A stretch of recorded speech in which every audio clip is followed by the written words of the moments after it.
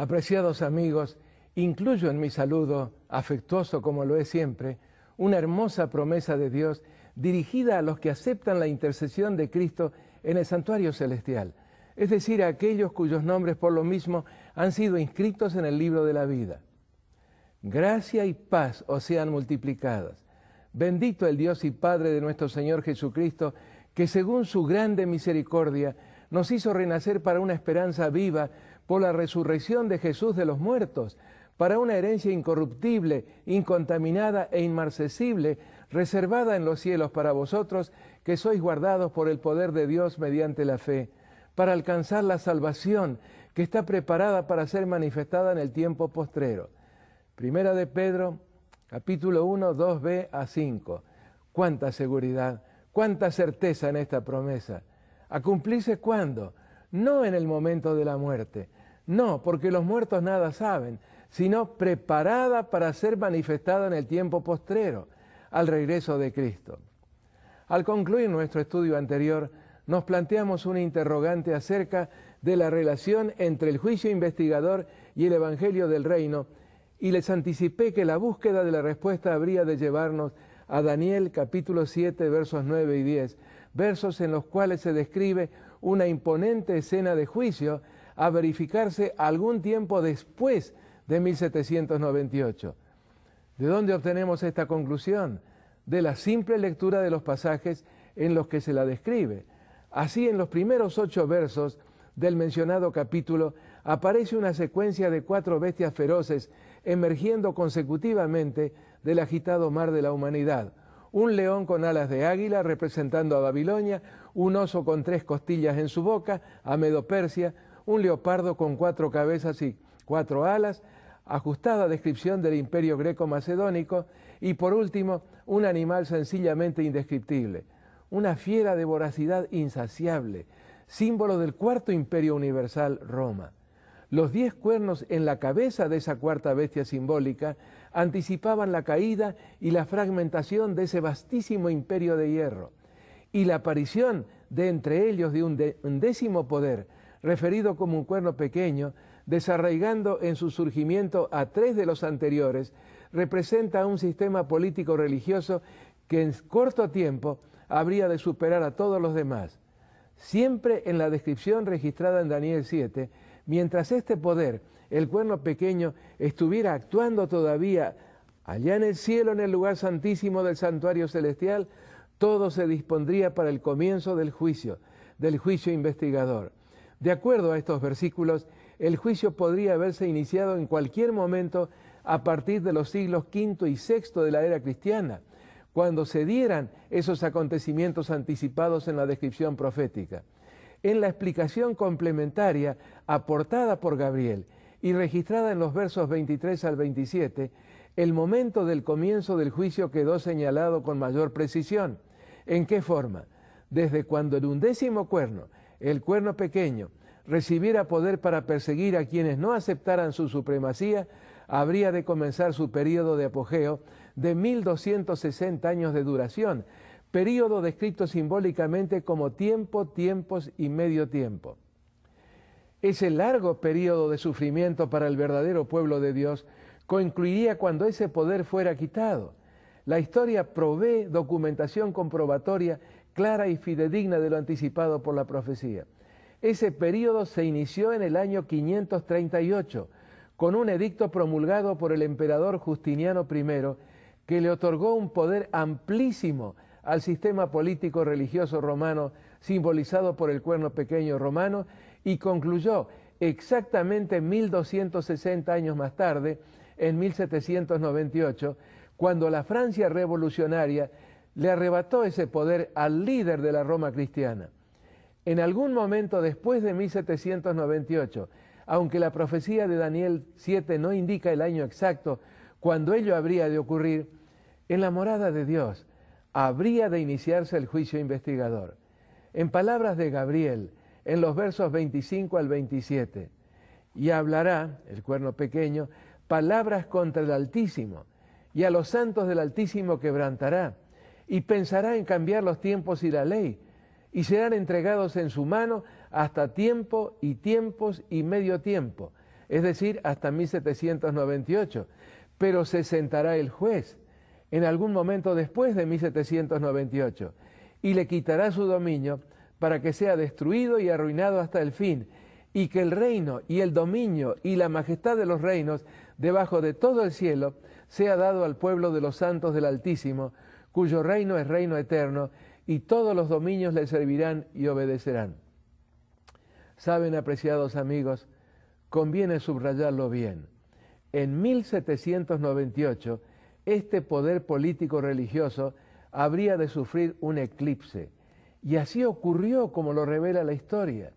Luego de ello tendría su comienzo el juicio, y cuando el juicio concluyera, este poder habría de experimentar su colapso definitivo, final, como lo adelanta el verso 26.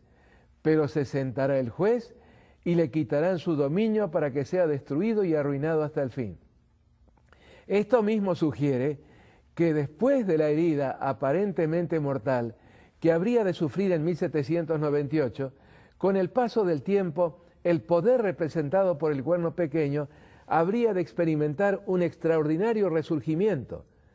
Todavía durante el tiempo del mencionado juicio, pero tan solo para caer en forma definitiva por intervención de Dios al término del mencionado proceso judicial. Vuelvo a la pregunta que planteamos al comienzo. ¿Qué tiene todo esto que ver con el reino y con el evangelio del reino? En los versos 13 y 14, siempre de Daniel 7, se describen en detalle tanto el comienzo como la finalización del juicio investigador. La aproximación de nuestro representante, Cristo Jesús, a Dios el juez, marcando el comienzo del juicio, y luego de realizarse entre los dos algo que no se describe en el capítulo, la conclusión del mismo al recibir Jesús dominio, gloria y reino. ¿Qué reino?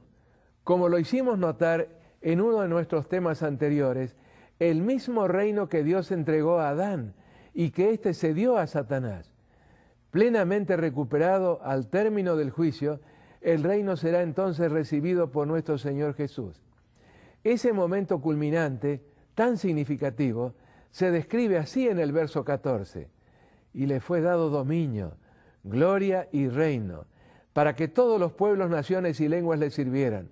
Su dominio es dominio eterno que nunca pasará, y su reino uno que no será destruido. Con mayor claridad aún, en los versos 26 y 27, se vuelve a describir la feliz recuperación del reino perdido.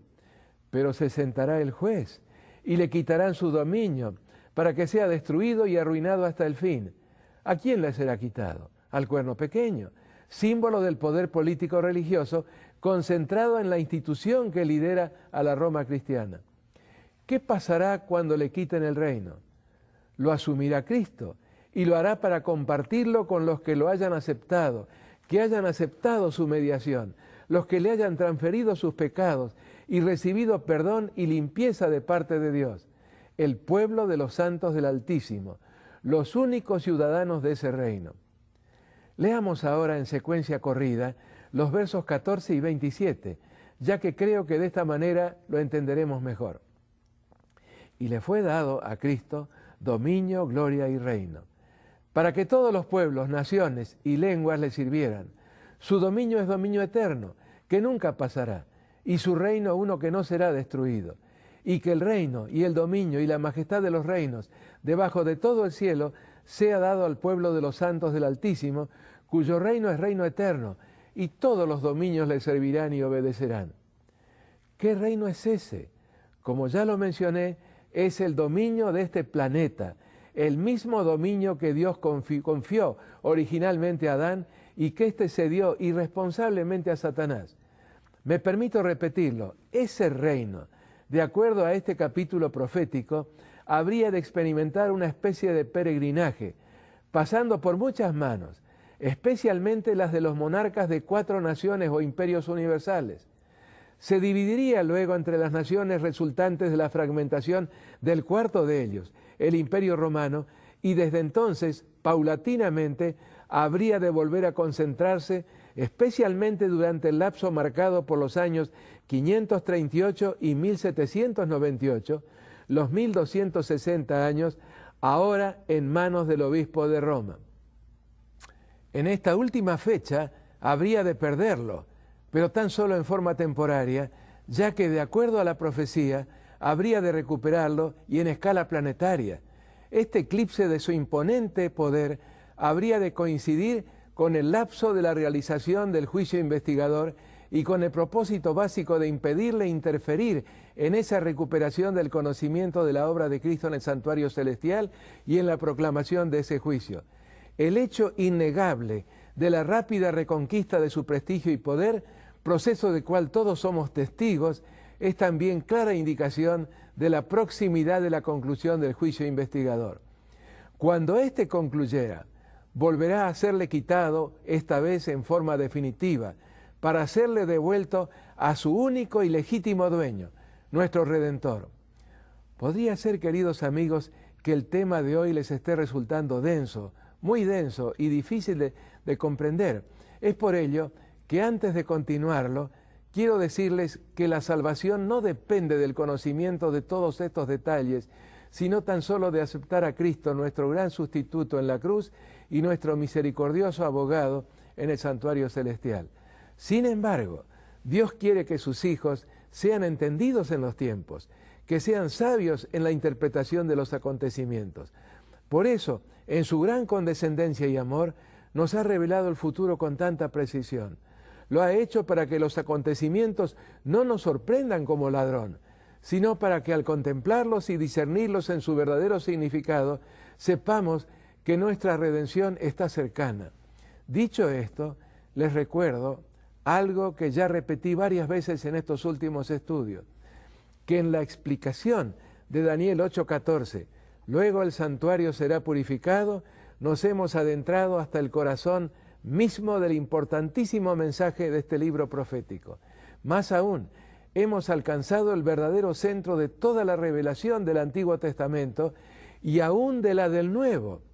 Es tan estrecha la relación del Nuevo Testamento con el libro de Daniel que hace tiempo ya que los eruditos advirtieron que un sonido o tañido daniélico, por así decirlo, se percibe a lo largo de todas sus páginas. A la manera de un apretado repaso, recordemos que en la primera parte de este verso, Daniel 8:14, Miguel anticipó que la purificación del santuario habría de ocurrir cuando hubieran transcurrido 2300 años. ¿A partir de cuándo? Según Daniel 9:25, del momento en que se promulgara un decreto medo-persa que permitiera a los judíos, luego de su largo cautiverio de 70 años en Babilonia, reorganizarse como nación. Como lo consideramos en un estudio anterior, ese decreto está contenido en el libro de Esdras capítulo 7 y fue el último en una serie de edictos promulgados por los emperadores medo-persas en favor de los judíos. Los decretos previos de Ciro II el Grande y de Darío I el Grande solo contuvieron provisiones relacionadas con la reconstrucción del templo. En cambio, el de Artajerjes I Longánime reunió las características anticipadas por la profecía, como podemos leerlo en el verso 25 y 26.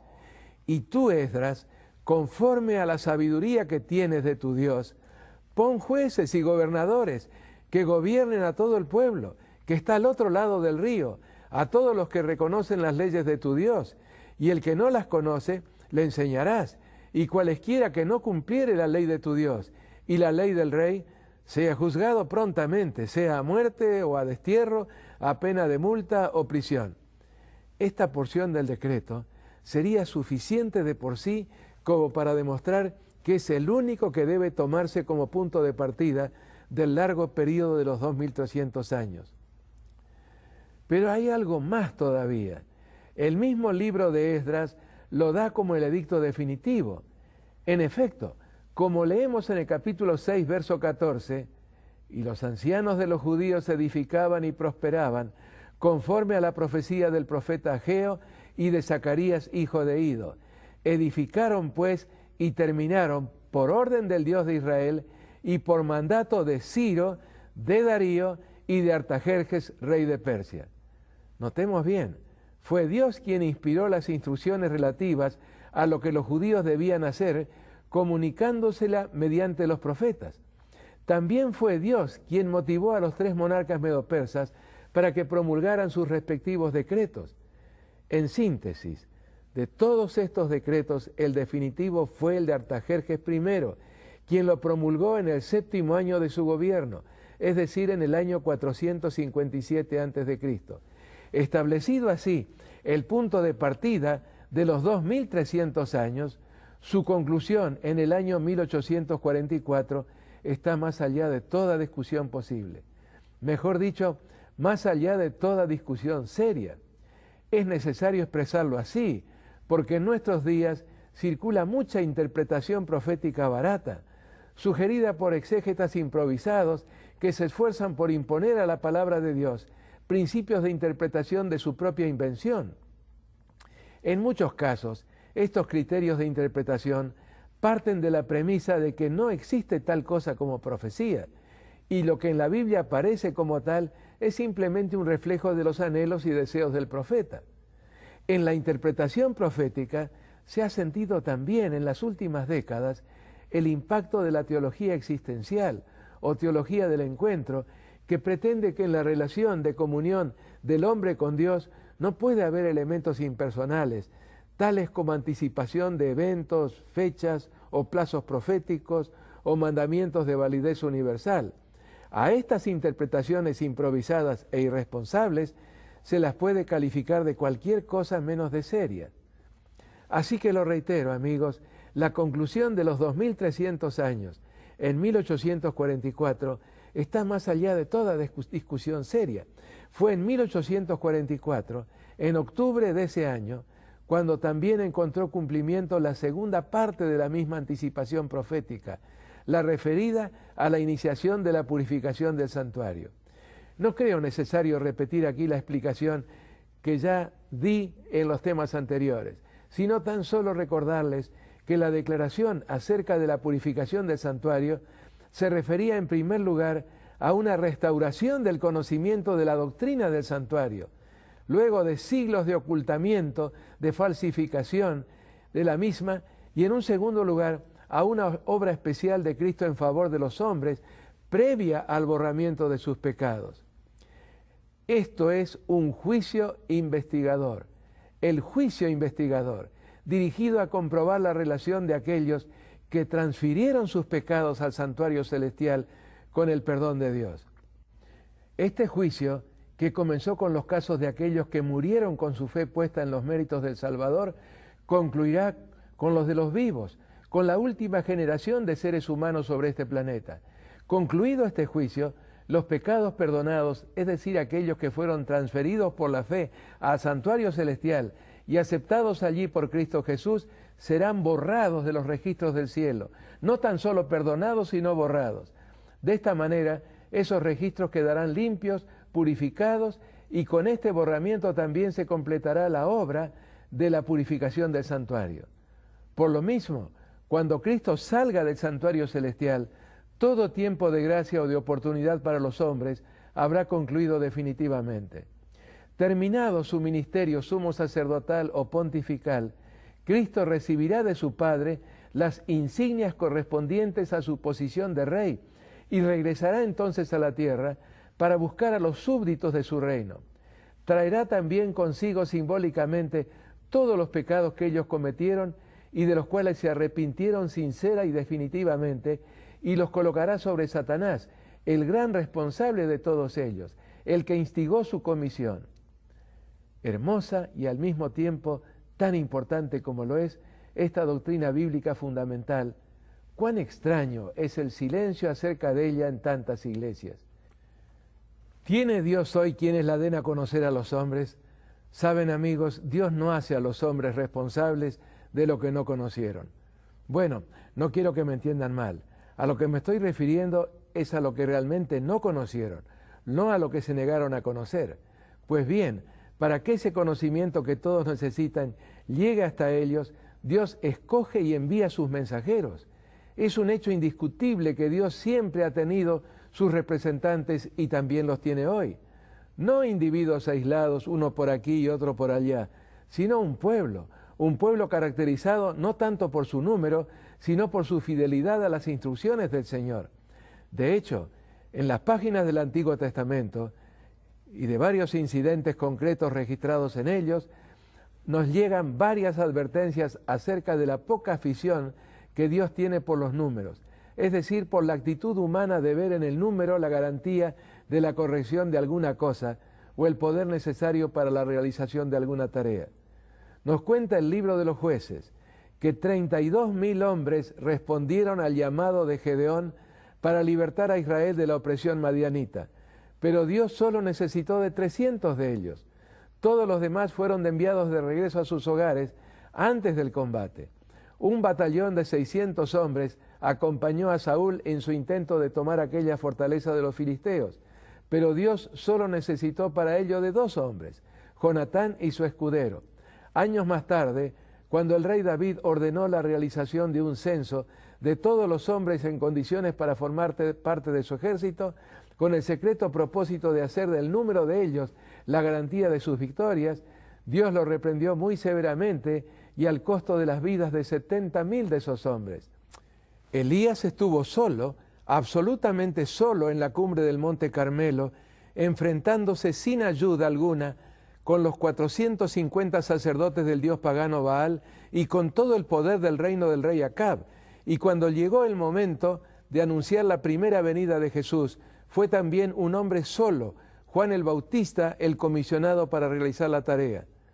Desde los tiempos de Zacarías, uno de los últimos escritores del Antiguo Testamento, nos llega el consejo de Dios a un grupo de hombres atemorizados, amilanados ante la tarea que tenían por delante, porque la consideraban como muy grande para un número tan insuficiente para realizarla. ¿Qué les recordó Dios en ese consejo? No con ejército ni con fuerza, sino con mi espíritu, ha dicho Jehová de los ejércitos. Zacarías 4:6. Algo parecido había sido expresado por David siglos antes, destacando que quienes realizan la obra de Dios no deben pensar tanto en su número o en sus recursos, sino en cumplir con confianza la obra que Dios les encomienda, dejando con él los resultados. Ahora conozco que Jehová salva a su ungido, lo oirá desde sus santos cielos, con la potencia salvadora de su diestra. Estos confían en carros y aquellos en caballos, mas nosotros, del nombre de Jehová nuestro Dios, tendremos memoria. Ellos flaquean y caen, mas nosotros nos levantamos y estamos en pie. Salmo 20, versos 6 al 8. Allá en la antigüedad, cuando Dios consideró necesaria la formación de un pueblo, llamó a un hombre, a Abraham, y aunque las posibilidades de tener un hijo, tan solo uno, eran totalmente nulas, de este patriarca se originó una nación muy numerosa, los hijos de Israel, descendientes de las 12 tribus originadas de los bisnietos de Abraham. Cuando un nuevo Israel, anticipado ya en las profecías, debió ocupar el lugar del antiguo, Jesús eligió un grupo de 12 hombres, todos ellos laicos sin preparación académica, y sobre ellos levantó su iglesia. Lamentablemente, siglos más tarde, esa iglesia se dejó tentar por los atractivos de la unión con el Estado, y como consecuencia de ello cayó en apostasía, traicionando la enseñanza del Evangelio. Pero mientras que la iglesia apóstata se hundía más y más en el contaminante pantano de sus relaciones adúlteras con el poder secular, Dios tuvo representantes fieles que mantuvieron en alto la antorcha de la verdad, aunque muchísimas veces al costo de sus propias vidas. No fueron muchos los hombres a través de los cuales, allá en el siglo XVI, Dios envió una ferviente invitación a la iglesia apóstata para volver a la pureza del Evangelio. Apenas un puñado, pero qué obra tan extraordinaria hicieron. Tristemente, esa invitación fue desoída oficialmente en el Concilio de Trento, el antepenúltimo de los grandes concilios de esa iglesia, y a los reformadores no les quedó más alternativa que abandonarla. No podían hacer otra cosa si querían ser fieles a Dios y a su palabra. Así, desde un poco antes del siglo XVI, pero con mayor celeridad desde la Reforma, las grandes verdades bíblicas olvidadas, negadas y adulteradas comenzaron a ser recuperadas una a una. Tal vez la primera de ellas fue la preeminencia de las Escrituras, la Biblia por encima de toda otra autoridad sobre la tierra, tanto religiosa como secular. De ahí la preocupación de los reformadores de proporcionársela al pueblo en su propio idioma. Las tinieblas de siglos de apostasía y de oscuridad espiritual comenzaron a levantarse de sobre la gente como resultado del contacto con la fuente de la luz, las Sagradas Escrituras. Otra de aquellas hermosas verdades recuperadas fue la de la salvación por la fe en Cristo, la justificación por la fe, no por obras. Cuánto gozo produjo la comprensión de que no son las obras del hombre las que otorgan la salvación, sino que está en un don, un regalo de Dios, al que solo hay que aceptar con fe y humildad. Mientras que en el concepto medieval, la salvación que se consideraba como un resultado siempre inseguro de toda clase de obras y aún de la inversión de mucho dinero, ahora se comprendió que no hay nada que el hombre pueda hacer o pagar para obtenerla, sino que se recibe tan solo por fe. Qué enormemente consoladora es esta indubitable certeza. No hemos concluido este importantísimo tema, pero lo haremos en nuestro próximo estudio. Y ahora oremos a nuestro Padre Celestial. Bondadoso Padre Celestial, si algo anhelamos es tu aprobación y la gran felicidad que siempre la acompaña. Ayúdanos a acercarnos a ti confiadamente y a descansar en los méritos del sacrificio de Jesús en la cruz y en su intercesión por nosotros en el santuario celestial. Te lo suplicamos agradecidos, rogándote también por nuestros oyentes, por sus hogares y por sus seres queridos, en el nombre precioso de Jesús. Amén. Sí, mis amigos, la recuperación de las grandes verdades tomó su tiempo.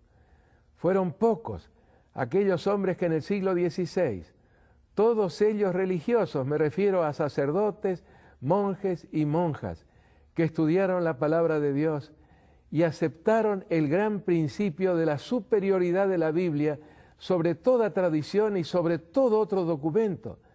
Después fue la justificación por la fe en Cristo, la aceptación de un regalo, del regalo de la salvación, que se acepta solamente por la fe y gracias a los méritos de nuestro Salvador. Y así, una a una, se fueron recuperando todas estas preciosas verdades. Y nosotros, en estos tiempos, somos los receptores de toda esa recuperación, incluyendo la recuperación de la gran verdad, del juicio investigador, de la evaluación de los caracteres de los hombres en el santuario celestial, previa al regreso de nuestro Señor en gloria y majestad en las nubes de los cielos. Un saludo muy cordial para todos ustedes, es más, un abrazo. Amén.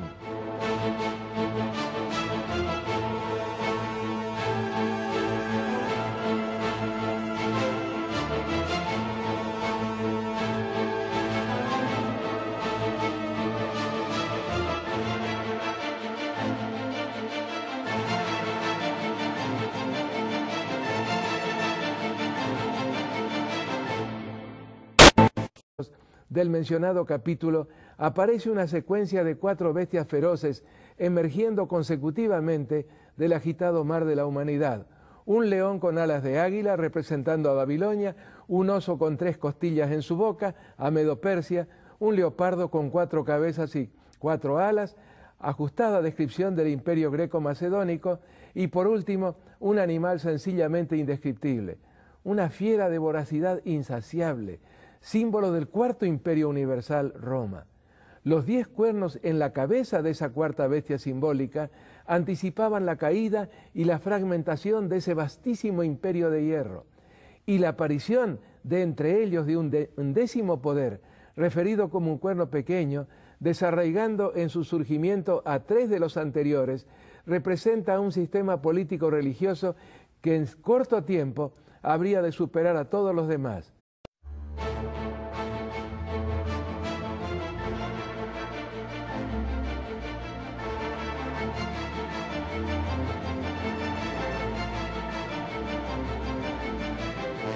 Apreciados amigos, incluyo en mi saludo, afectuoso como lo es siempre, una hermosa promesa de Dios dirigida a los que aceptan la intercesión de Cristo en el santuario celestial, es decir, a aquellos cuyos nombres por lo mismo han sido inscritos en el libro de la vida.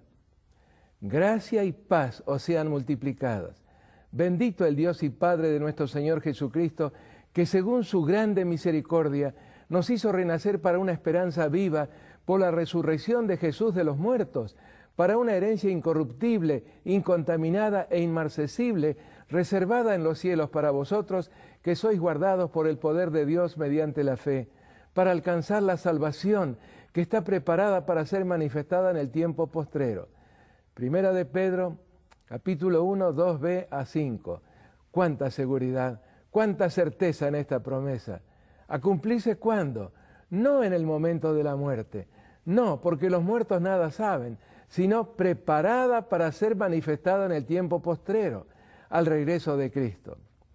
Al concluir nuestro estudio anterior, nos planteamos una interrogante acerca de la relación entre el juicio investigador y el Evangelio del Reino, y les anticipé que la búsqueda de la respuesta habría de llevarnos a Daniel capítulo 7, versos 9 y 10, versos en los cuales se describe una imponente escena de juicio a verificarse algún tiempo después de 1798. ¿De dónde obtenemos esta conclusión? De la simple lectura de los pasajes en los que se la describe. Así, en los primeros 8 versos, siempre en la descripción registrada en Daniel 7, mientras este poder, el cuerno pequeño, estuviera actuando todavía allá en el cielo, en el lugar santísimo del santuario celestial, todo se dispondría para el comienzo del juicio investigador. De acuerdo a estos versículos, el juicio podría haberse iniciado en cualquier momento a partir de los siglos V y VI de la era cristiana, cuando se dieran esos acontecimientos anticipados en la descripción profética. En la explicación complementaria aportada por Gabriel y registrada en los versos 23 al 27, el momento del comienzo del juicio quedó señalado con mayor precisión. ¿En qué forma? Desde cuando el 11º cuerno, el cuerno pequeño, recibiera poder para perseguir a quienes no aceptaran su supremacía, habría de comenzar su período de apogeo de 1260 años de duración, período descrito simbólicamente como tiempo, tiempos y medio tiempo. Ese largo período de sufrimiento para el verdadero pueblo de Dios concluiría cuando ese poder fuera quitado. La historia provee documentación comprobatoria clara y fidedigna de lo anticipado por la profecía. Ese período se inició en el año 538, con un edicto promulgado por el emperador Justiniano I, que le otorgó un poder amplísimo al sistema político religioso romano, simbolizado por el cuerno pequeño romano, y concluyó exactamente 1260 años más tarde, en 1798, cuando la Francia revolucionaria le arrebató ese poder al líder de la Roma cristiana. En algún momento después de 1798, aunque la profecía de Daniel 7 no indica el año exacto cuando ello habría de ocurrir, en la morada de Dios,